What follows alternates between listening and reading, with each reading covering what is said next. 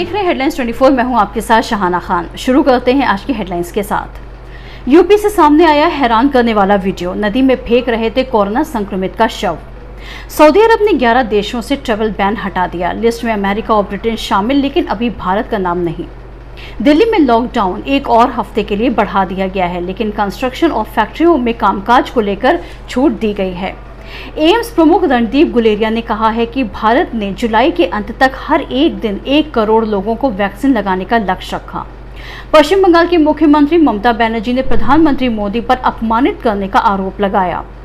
केंद्र सरकार ने राज्यों से उन निजी अस्पतालों और होटलों के खिलाफ कदम उठाने को कहा है जो कोविड-19 के दिशा निर्देशों का उल्लंघन कर कोविड वैक्सीनेशन पैकेज दे रहे हैं। हरियाणा में 7 जून तक बढ़ा लॉकडाउन। दुकानदारों को मिली पाबंदियों में थोड़ी ढील। बिहार सरकार कोरोना से अनाथ हुए मासूमों की मदद करेगी। 18 साल का होने तक हर महीने 1500 रुपए दिए जाएंगे। बेरोजगारी अपरंपार अर्थव्यवस्था का बंटाधार। मोदी सरकार के 7 साल पर कांग्रेस का तंज। अब वियतनाम में मिला कोरोना का नया वेरिएंट। भारत और ब्रिटेन में पाए गए स्ट्रेन का हाइब्रिड वर्जन। और कोरोना संक्रमित होने पर डायबिटीज होने का कितना खतरा।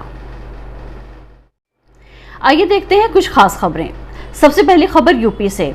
एक तरफ सरकार कोरोना संक्रमित शवों को नदियों में प्रवाह नहीं किए जाने के तमाम प्रयास कर रही है, तो वहीं दूसरी तरफ इन प्रयासों की गंभीरता पर प्रश्न चिन्ह लगाते हुए वीडियो वायरल हो रहे हैं। उत्तर प्रदेश के बलरामपुर का एक ऐसा ही वीडियो सामने आया है, जहां 2 लोग खुलेआम एक पुल से शव को नदी में फेंकते हुए दिखाई दे रहे हैं। वीडियो 28 मई का बताया जा रहा है। पुल के किनारे 2 लोगों को शव फेंकने की जद्दोजहद करते हुए किसी ने अपने कैमरे में कैद कर लिया। हैरान करने वाली बात यह है कि उसमें से एक शख्स ने पीपी किट पहन रखी है, लेकिन दूसरा शख्स बिना पीपी किट के इस्तेमाल के उस शव को पकड़ रहा है। वीडियो को देखने के बाद ऐसा लग रहा है जैसे शव को बॉडी बैग से बाहर निकालने की कोशिश की जा रही है। जिले के मुख्य चिकित्सा अधिकारी ने इस बात की पुष्टि की है कि शव वास्तव में कोविड रोगी का ही था और रिश्तेदार इसे नदी में फेंकने की कोशिश कर रहे थे। परिजनों के खिलाफ मामला दर्ज कर शव को उन्हें दोबारा सौंप दिया गया है। उत्तर प्रदेश और बिहार में कई नदियों में शवों को बहाने का मामला सामने आया है। सरकार लगातार अनाउंस करा रही है कि यदि किसी कारण आप अंतिम संस्कार नहीं कर पा रहे हैं तो सरकारी इंतजाम के माध्यम से मृतकों का अंतिम संस्कार किया जाएगा। बावजूद इसके नदियों में शवों के मिलने का सिलसिला जारी है। केंद्र की मोदी सरकार के 7 साल पूरे हो गए हैं। इस अवसर पर केंद्र सरकार और बीजेपी उपलब्धियां गिना रही है, जबकि विपक्षी पार्टी कांग्रेस ने मोदी सरकार को देश के लिए हानिकारक बताया है। कांग्रेस के महासचिव और मीडिया प्रभारी रणदीप सुरजेवाला ने रविवार को प्रेस कॉन्फ्रेंस में कहा कि मोदी सरकार ने 7 साल में अनगिनत घाव दिए हैं जो अब नासूर बन गए हैं। कांग्रेस नेता ने कहा कि 7 सालों से बेरोजगारी अपरंपार है, कमर तोड़ महंगाई है, अर्थव्यवस्था का बंटाधार हो गया है, इसलिए मोदी सरकार देश के लिए हानिकारक है। उन्होंने कहा कि 7 सालों में हमने क्या खोया और क्या पाया। हमने खोई लोकतंत्र की गरिमाएं, संवैधानिक संस्थाएं, शासन की मर्यादाएं, प्रधानमंत्री की संवेदनाएं और दर्द बांटने का व वचन निभाने की मान्यताएं। हमने खोई इंसानियत और मानवता, आत्मनिर्भरता, वैश्विक मान। सुरजेवाला ने कहा कि प्रधानमंत्री ने जनता का विश्वास और सम्मान खो दिया है, लेकिन आज भी वो कहते हैं केवल मैं ही महान।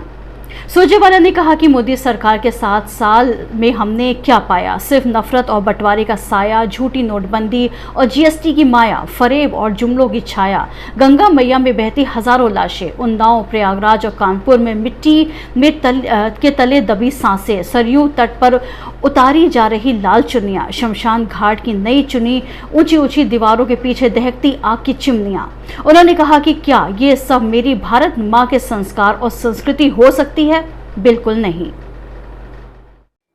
पश्चिम बंगाल की मुख्यमंत्री ममता बनर्जी ने चक्रवात या समीक्षा बैठक में शामिल नहीं होने को लेकर उठे विवाद के एक दिन बाद कहा कि अगर प्रधानमंत्री उन्हें अपने राज्य के लोगों के कल्याण के लिए उनके पैर छूने के लिए कहते तो वो इसके लिए तैयार हैं, लेकिन उनका अपमान नहीं किया जाना चाहिए। सीएम ने बीजेपी नेता और राज्यपाल को बैठक में आमंत्रित करने पर भी निराशा जताई।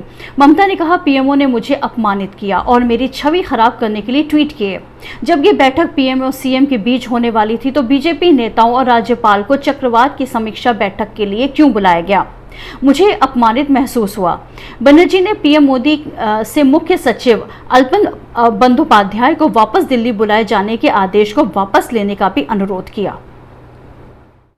बिहार सरकार ने रविवार को उन बच्चों के लिए सहायता का ऐलान किया है जिन्होंने कोविड-19 के चलते अपने माता पिता को खो दिया। मुख्यमंत्री नीतीश कुमार ने ट्विटर के माध्यम से बाल सहायता योजना की जानकारी दी। उन्होंने कहा कि वैसे बच्चे बच्चियां जिनके माता पिता दोनों ही मृत्यु हो गई, उनके कम से कम एक की मृत्यु कोरोना से हुई हो, उनके बाल सहायता योजना अंतर्गत राज्य सरकार द्वारा 18 वर्ष तक 1500 रुपए प्रति माह दिया जाएगा। उन्होंने बताया कि जिन अनाथ बच्चे बच्चियों के अभिभावक नहीं हैं, उनकी देखरेख बाल गृह में की जाएगी।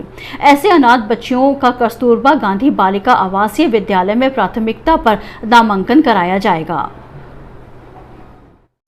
कोरोना संक्रमितों का इलाज कर रहे विशेषज्ञ इन दिनों संक्रमित रोगों में डायबिटीज के मामले देख रहे हैं। विशेषज्ञों का कहना है कि उन लोगों में भी डायबिटीज देखने को मिला है जिनमें ये पहले नहीं था। चिकित्सक इसे कोविड-19 से हुई डायबिटीज कह रहे हैं। मुंबई के KEM हॉस्पिटल के डायबिटीज विशेषज्ञ डॉक्टर वेंकटेश शिवाने ने बताया, कोरोना संक्रमितों में डायबिटीज के मामले 10% से भी कम मरीजों में दिखे हैं। इसके बाद भी ये चिंता का विषय तो है ही। दुनिया भर में कोविड-19 संक्रमण की चपेट में आने के बाद हुए डायबिटीज को लेकर अध्ययन चल रहा है। जिन मरीजों में डायबिटीज, हाई ब्लड प्रेशर होता है, उनमें कोरोना संक्रमण होने का खतरा ज्यादा होता है।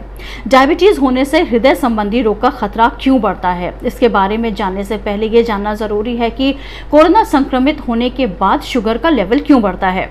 विशेषज्ञों के मुताबिक इसकी अहम वजह है डायबिटिक लोगों में कोरोना संक्रमण और बीमारी के चलते काफी तनाव उत्पन्न होता है।